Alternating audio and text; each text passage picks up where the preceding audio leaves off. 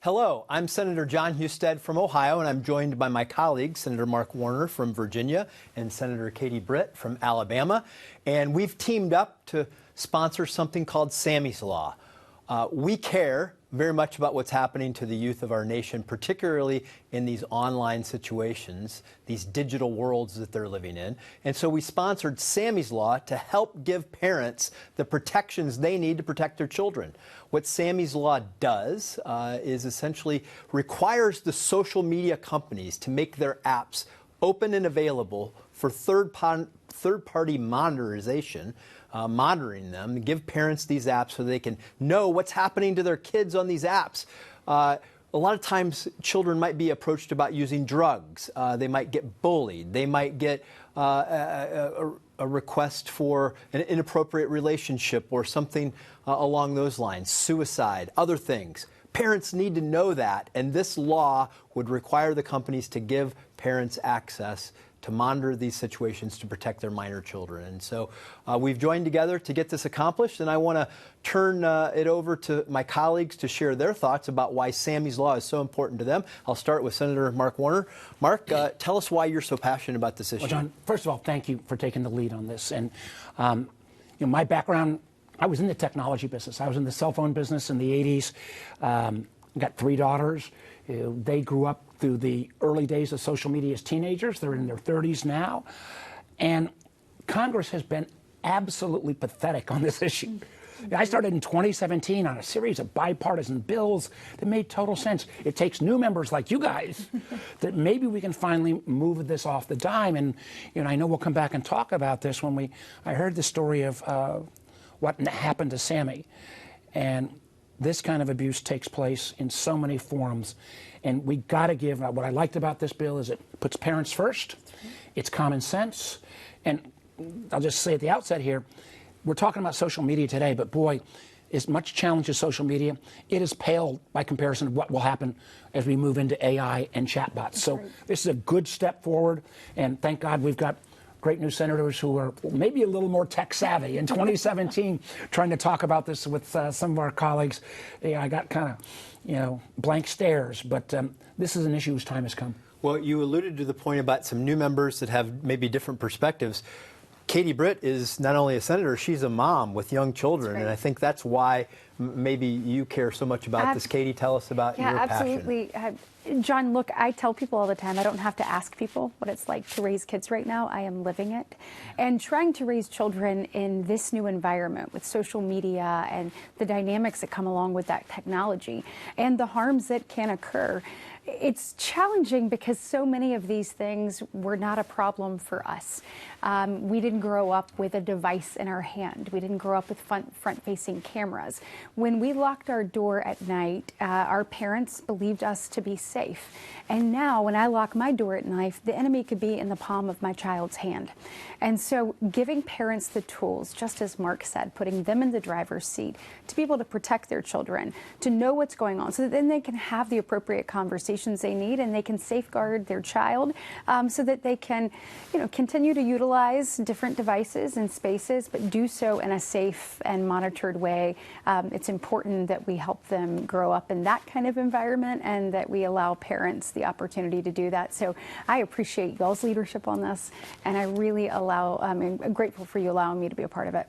Well, all great points, and we're going to dig in a little deeper about what's happening to kids, but I want to bring another person into the conversation. As we mentioned, we're supporting Sammy's Law, but there's a Sammy behind Sammy's Law, and I want to introduce Sammy's father, Sam Chapman.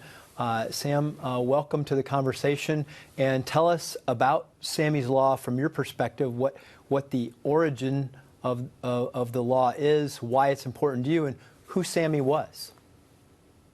Well, Sammy was a very strong young 16-year-old football player. He was intent on being the world's first trillionaire, was mining Bitcoin in his closet, we found out later on. That's why our electricity bills were so high. And a drug dealer reached out to him on Snapchat during lockdown and offered him a counterfeit drug off of a colorful drug menu for free in an effort to addict him. and it contained a lethal dose of fentanyl, which was delivered to our house like a pizza after we were asleep. And our son didn't have to leave his front yard getting the dose that killed him. And his little brother found him dead on the floor. And I tried to bring him back and failed. And we started talking, and we met the Organization for Social Media Safety that had come up with this idea. And it seemed like the right thing to let parents parent again online, to take an industry like the third-party safety software industry, whose profit motive is to protect our children, and link it to the social media industry and the gaming industry, whose profit motive is to keep our children online as long as possible and as many of them as possible. And they're using addiction to do it, as we've all learned now. And so, the good thing about Sammy's Law is we're just replicating the harm so a parent can intervene and have some visibility. Snapchat, for instance, the snaps disappear. And so it's impossible for a parent to parent through that. But over half of America's children are on this platform. And because so many children are there, the drug dealers are there, the sextortionists are there, and it's turned into the worst neighborhood in America. These social media companies are solving the last mile problem for the drug dealers and burying this poison into our communities. And God bless you three for leading on this, because parents need the help, and the platforms with our children do not allow for this to be integrated. So TikTok, Snapchat, Discord, Instagram, and Facebook do not allow it. But on the platforms that do, like, for instance, YouTube, it has stopped 17 school shootings. So this is really valuable technology, and Sammy's Law would help make sure that other families don't have to go through what we did. Well, thank you, Sam, for joining us. Thank you for being so courageous, showing leadership and being so brave, and in telling Sammy's story, and also trying to do something about it so that other parents don't have to suffer the tragedy that your family has. And listening to you talk and to Katie talk, one of the things, because Katie talked about how the fact that, you put your children to bed at night and you think they're safe. They didn't leave the house, they're in your home. But it's like having a stranger in your own home when they can reach your children through these devices and you don't know about it. And so Sammy's Law will help empower parents like you and anyone else to have access to those tools, to know what's happening in the online world and the digital world and the lives of their children. And so, Katie, Mark, you heard Sam talk about it. What thoughts do you want to share? Well, one, you're really brave to take this on. I have 3 daughters. I actually recently lost one of my daughters. And one of the things she struggled with for about 20 years was, she had type 1 diabetes, but then she had a massive eating disorder. I don't know for a fact whether that came about from social media. I sure as heck do know that the level of sites around eating disorder that advocate, encourage young women and young men now, up to 10% of the folks with eating disorders are young men, it's heartbreaking. So we got to put some guardrails here, and giving parents, and I'm fearful that we're talking about social media, but the next iteration of this is going to be that chat bot talking to Katie's kids and encouraging them to potentially do self-harm or lead them down a path. And God, if we don't get this right, we're going to have these stories repeated hundreds, if not thousands of times. And think about the fact that how long it took us. It seems so common sense now. It took us to even get the idea that maybe kids not have their cell phones on during the school day. Right. I mean, and how much we've gotten better learning. These, again, I was in the tech industry. I'm not anti-tech at all. But we need to realize if your only goal was to make $1 trillion, these guys are going to do anything possible to make that happen. So we got to put guardrails in place. Well, yeah, I mean, there's no doubt about that. Katie? I totally agree. I mean, just to echo your words, Sam, thank you for telling your story and for talking about your remarkable son and taking an unfathomable experience and helping others not have to go through that. I am grateful for you leading in this way. And I mean, Mark, you mentioned it, but this is just a whole new world, and you can believe in tech, but also believe in proper guardrails. Right. And when social media came about, we didn't know what we know now. Right. Now that we know this, now that we hear stories like Sammy's, that we hear stories like you were mentioning, whether it's AI chatbots or whatnot, I think we have a duty to do something.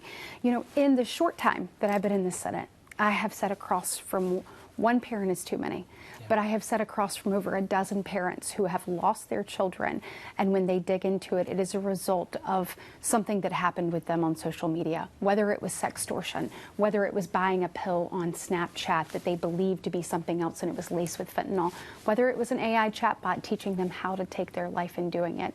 Look, we need to know what our children are absorbing. We need to know what they're dealing with. A lot of these things are hard for us as adults when it comes to social media and the bullying that you mentioned or whatnot, you know, all of these different things.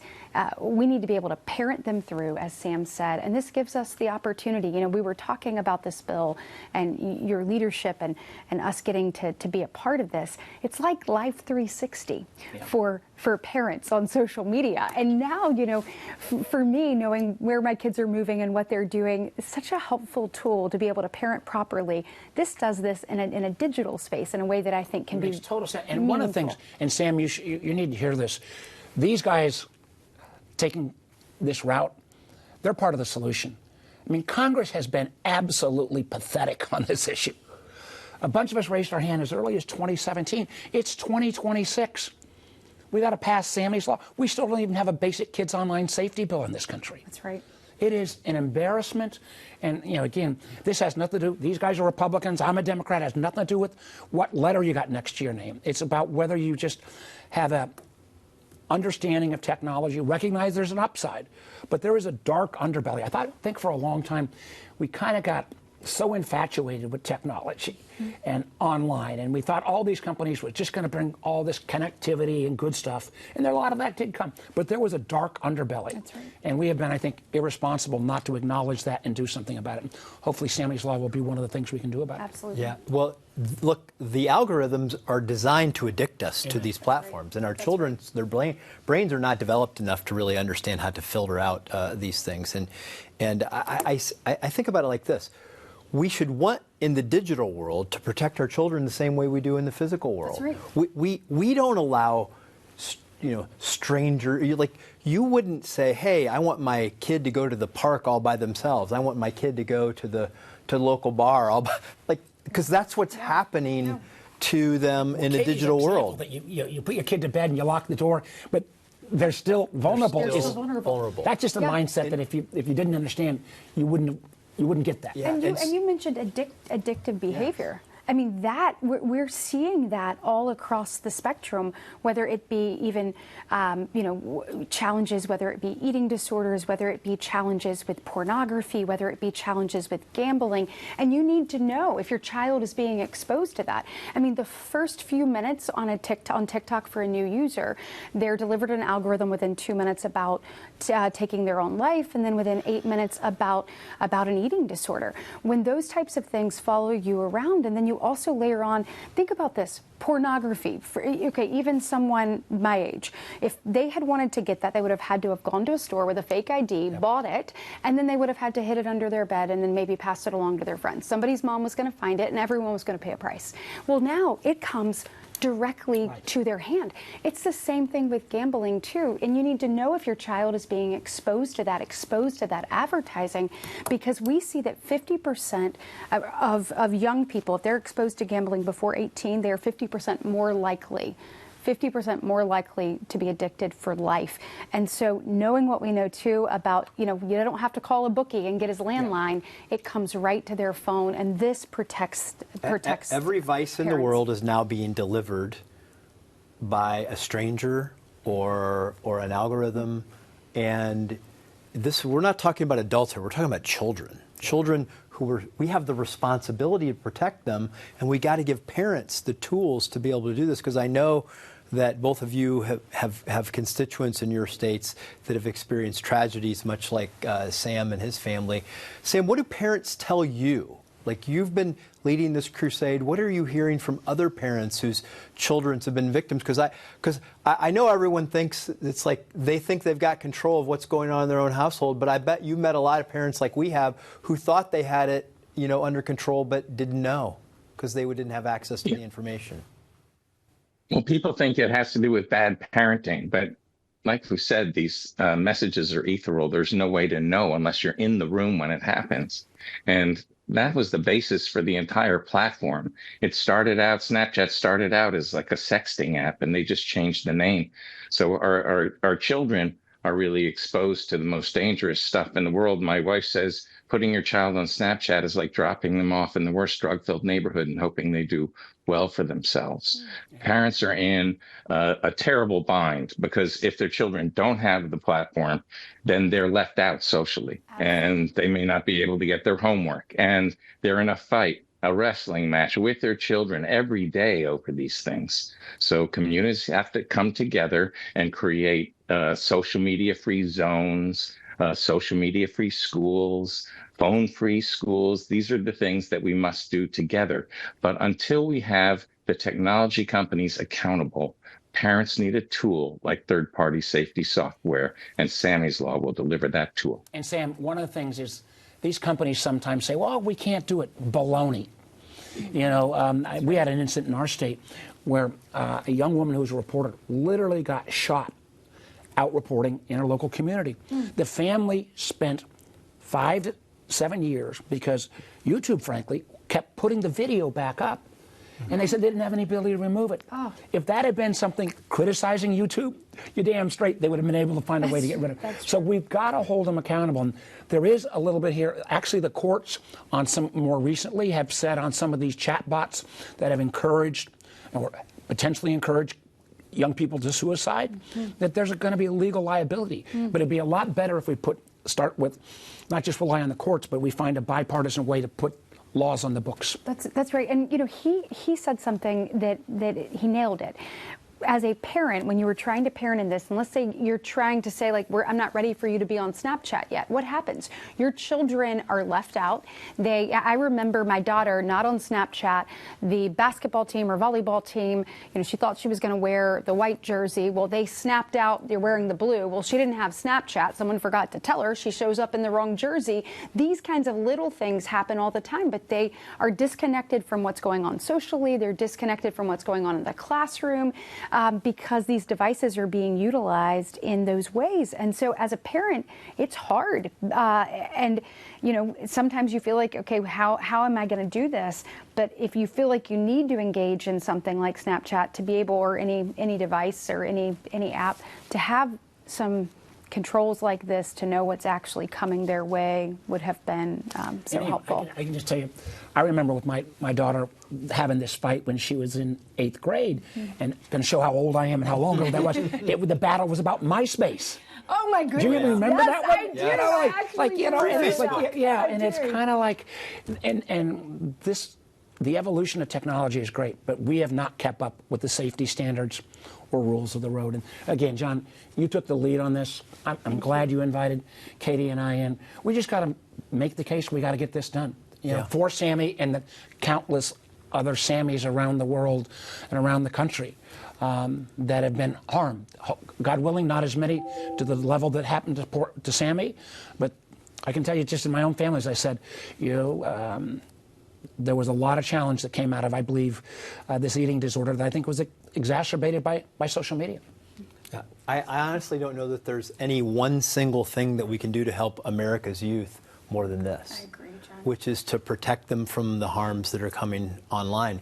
And to give parents, we say we want parents to parent, and everybody's like, parents need to be, well, give them the tools that they literally need to be a parent in their child's life, to know what's going on, because you're right, a child who's out there doesn't have access to it, a teenager and all the others do, makes them feel ostracized. There are ways that you can use technology responsibly, but you have to have the parents involved. And so, Senator Warner, you've been on this for a while. We're all pushing this. Yeah, but I'm batting zero. So I know, I understand. So Sammy's Law passed the House Energy and Commerce Committee with bipartisan support earlier this year. So we've got it through one chamber, but now it's on the Senate. It's on our chamber that we work in to get this done. So, what advice? So we need Sam Chapman, and we need every parent that's been affected by this or is concerned about this to let their senator know that you want them to support kids' online safety laws like Sammy's law. And I think the time is now. I mean, I don't meet a parent of a child almost any age, preteen, post-teen, that isn't afraid and concerned about this. It really needs to be us putting impetus behind this and recognize, and again, I'm a pro-tech guy, but these companies, many of them will say they want to do the right thing, but when push comes to shove, their willingness to support any legislative action, again, the fact that we've got newer, younger senators is a great move forward, and let's make a commitment to Sam to get this done. We know some tech companies have this ability right now, right? They allow you to use these third-party apps to monitor your children. If one can do it, we know they all can do it. They can comply with this law. It's not a burden, but it will save the lives of many children. Any final thoughts, let's Katie? put people over profits. And let's do the right thing. And I think we've got a great group here. You're sounding like a Democrat. Hey, this is nonpartisan. I'll sound like a Republican. Let's put parents first. There you go. And hold the folks accountable. This sounds good. I like it. You don't know which team we're on. We've solved it here. Well, it's true. This is easily complied with for the tech companies. This isn't going to cost them their profits. And it's about caring about kids and putting parents in charge of the lives of their children in the digital world. Good. So Sam, thank you for being here in Sammy's memory, and for all the children out there, thank you for leading on this. And we're going to help try to get Sammy's law across the line in the U.S. Senate. Thank you. Thank you all for working on this. If Sammy's law had been in place when Sammy was alive, he'd still be here today. So for the ones who are left behind, what you all are doing can be life-saving. Thank you. Thank you. We will continue the good fight. Thanks for joining us today.